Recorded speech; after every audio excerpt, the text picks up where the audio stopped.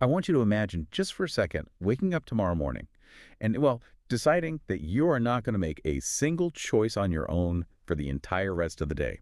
Which, for most of us operating in modern society, that sounds either completely terrifying or just functionally impossible. Right. But I don't mean this in like a passive or lazy way. Yeah. We are talking about just laying in bed, staring at the ceiling and letting life happen to you. Yeah, not just checking out. Exactly. I mean, moving through your day, working, talking, eating in a state of total, perfect synchronization with a higher power. Imagine if, every thought, every step, every word you spoke wasn't just yours, but was entirely directed by and united with the divine. It's a complete paradigm shift, really, from how human beings normally operate, especially today, where, autonomy is essentially our highest cultural value. It totally is. And that actually brings us to the mission for this deep dive. We are looking at a really fascinating stack of sources today. It's a comprehensive manual of prayers, practices, and meditations based on the spirituality of servant of God, Luisa Piccarreta. Right. Our goal is to explore this mystical roadmap, which is known as living in the divine will. We're going to unpack what it actually means, how a person practically executes it on a daily basis, and look at the striking imagery this text uses to describe a life that is 100% yielded to God. And it is crucial to set the stage properly here because the sources we're looking at, they aren't just outlining your standard religious devotion. No, not at all. This isn't, a list of prayers you casually recite when you have 5 free minutes in the car. This is a highly systematic, incredibly profound approach to spirituality that touches literally everything. Everything. Yeah, we are talking about a framework that scales all the way up to the edges of the cosmos and scales all the way down to a person's individual heartbeat. It really is a whole different level of spiritual mechanics. Yeah. But before we get into the specific daily practices, and they are wild, we will absolutely get there. We really have to establish the fundamental shift in mindset that this text demands. Right, it asks for something massive right out of the gate. It does. To understand that demand, we have to look at a crucial distinction laid out in Volume 15, Chapter 1 of the Sources Meditations.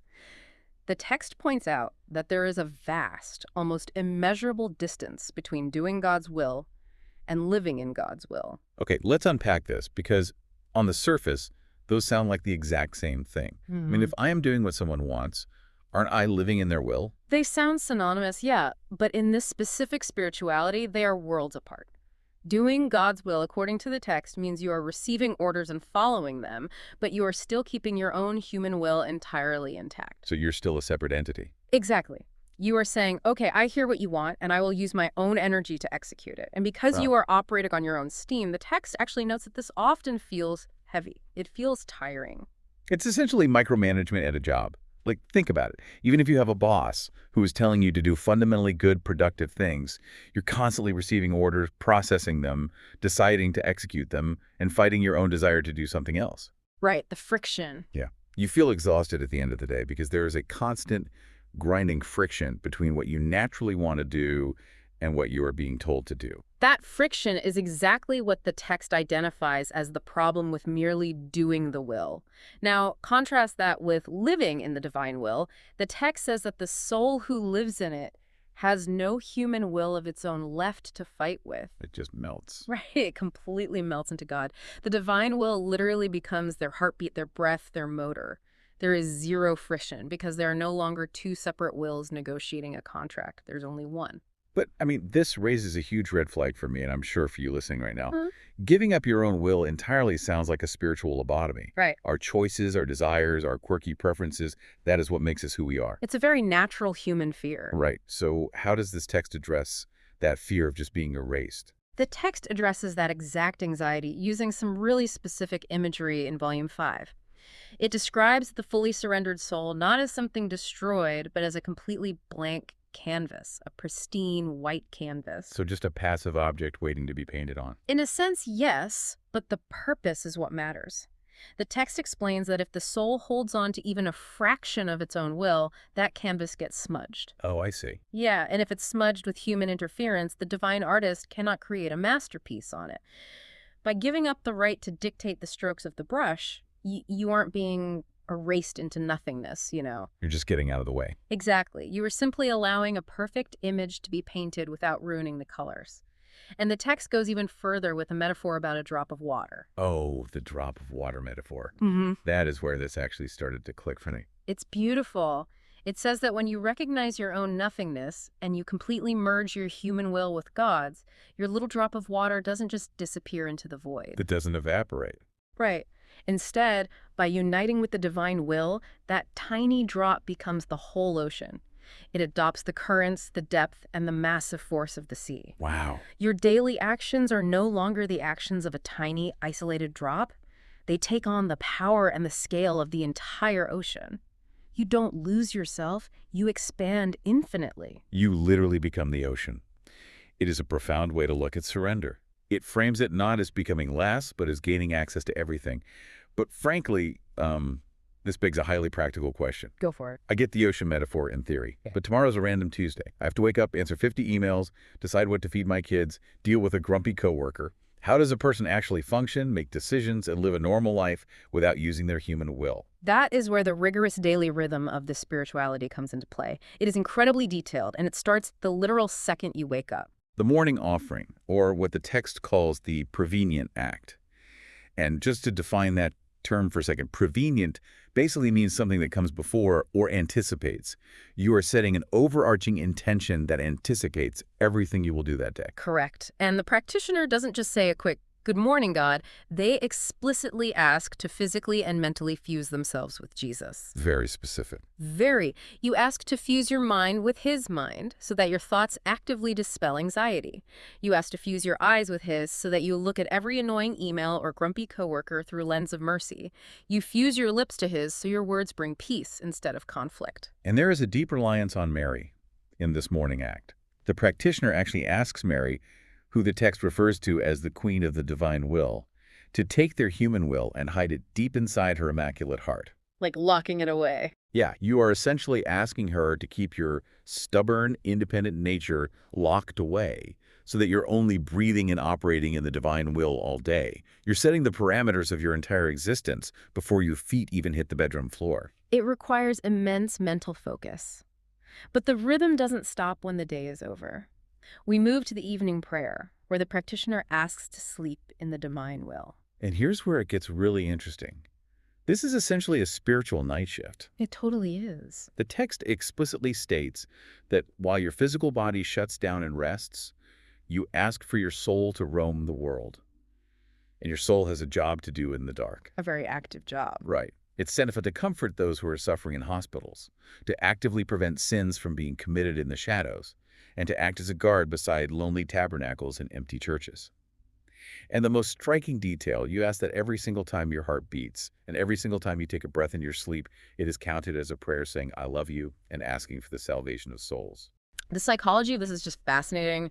The text is elevating the mundane, even the unconscious, to an astonishing degree. Because you're literally just lying there drooling on a pillow. Exactly. But because the practitioner has made that prevenient act, that prior choice to completely surrender their will, even the most unconscious biological functions take on divine value. That's wild. The text points this out explicitly in Volume 15. It argues that whether you are sweeping the kitchen floor, typing a mundane report for work, or just resting in bed, because there is no human will separating you from God, everything you do has immense divine merit. You become a living tabernacle. Think about the psychological relief of that. It takes all the crushing modern pressure off what you're achieving and places all the value on how your internal will is positioned while you do it. It changes the whole metric for success. It really does. Yeah. It removes the anxiety of feeling like you constantly need to be doing massive, world-changing things to have value. Which naturally leads to the next question. If your internal state is completely surrendered and you're operating as this living tabernacle, how does that project outward? How does this change the way you interact with the world around you? Right, because this deep dive goes way beyond sweeping the kitchen floor. It connects the individual sitting in their house to the entire universe. It does. This brings us to a core practice called the pilgrimage of the soul, or the rounds in the divine will. This is highly structured, and it utilizes a specific physical tool, a small string of beads, similar to a rosary but distinct in its purpose. And the design of these beads is very intentional. You have white beads that represent the Our Father, red beads for the Hail Mary, and green beads for the Glory Be. Right. But then there's a large diamond-shaped bead. And on this bead, you pray a brief E-Fi-8 prayer. Let's decode that word for a second. Fiat is Latin for let it be done. Famous from the biblical narrative. Exactly. It's the word Mary used when accepting her role. In this context, the practitioner is praying for the kingdom of the supreme fiat to come and reign on earth. And how the practitioner uses these beads to mentally pace themselves through the rounds is where the mystical element really takes over. The text guides the practitioner to spiritually fly through creation. The literal goal is to place an imprint of your love on everything God made. The best way I could visualize this was imagining a spiritual sticky note. Oh, I like that. A sticky note of love. Like the text has you go to the sky and you mentally slap a sticky note on it that says, I love you. You do it to the sun, the wind, the sea. You're just covering everything. Yeah.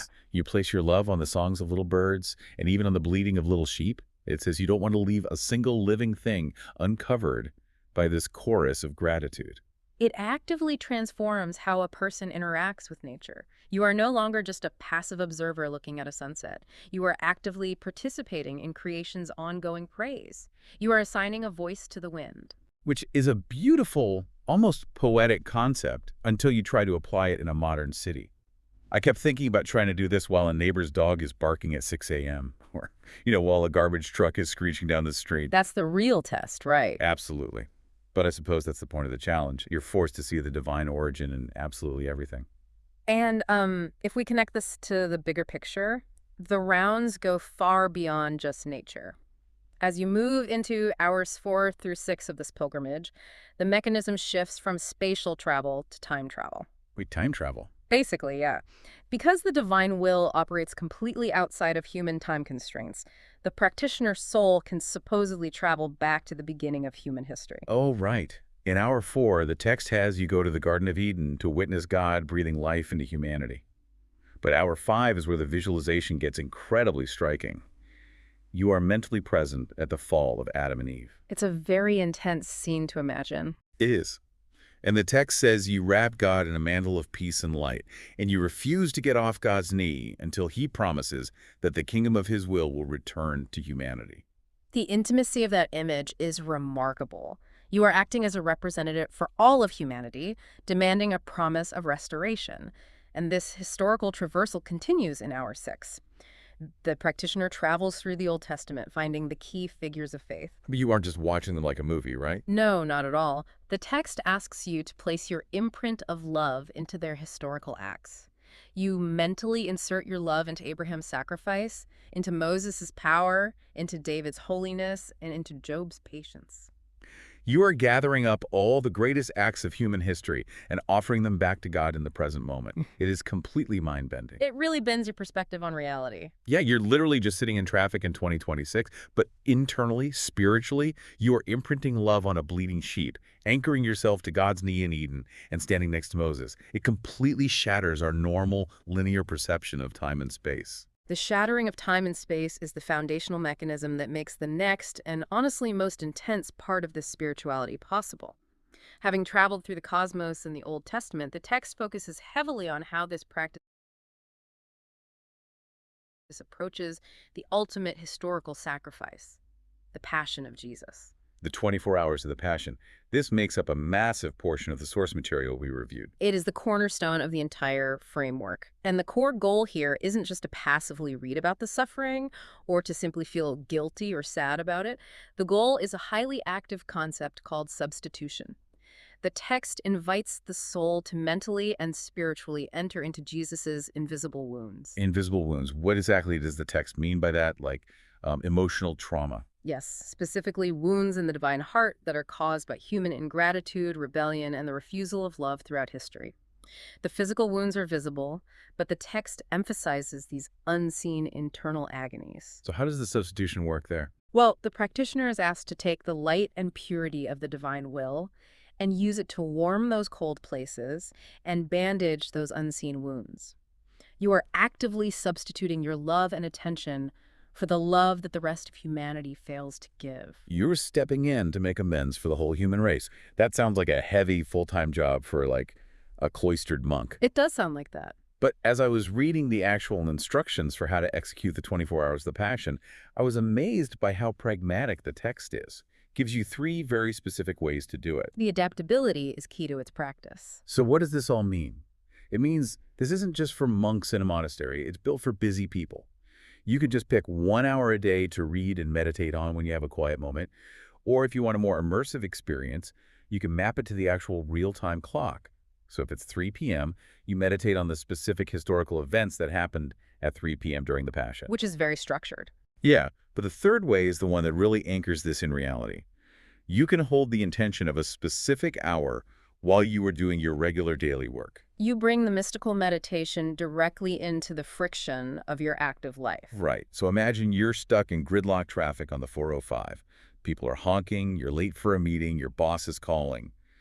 Instead of losing your mind, you mentally align your current frustration with the specific sufferings of Christ in that hour. You use the moment. Exactly. You actively choose patience as an act of love, using your own mundane annoyance to spiritually bandage a divine wound. It integrates the highest mystical concepts right into the messy, chaotic reality of modern life. And this raises the ultimate mechanical question. How is it possible for a normal person's quick, frustrated meditation in traffic to actually impact the divine? Right. How does that reach across time? The answer lies in the specific theology laid out in volumes 15 and 24. The text explains that because acts done in the divine will are not limited by human constraints, your act of love is no longer a small temporal thing. When you choose to love using the divine will rather than your own, your love instantly spreads across the whole universe. It defies physics. We're back to the drop becoming the ocean. Because you aren't loving with your tiny human capacity, you're plugging into the infinite power source. Precisely. And volume 24 uses a brilliant image to explain how this affects the practitioner internally.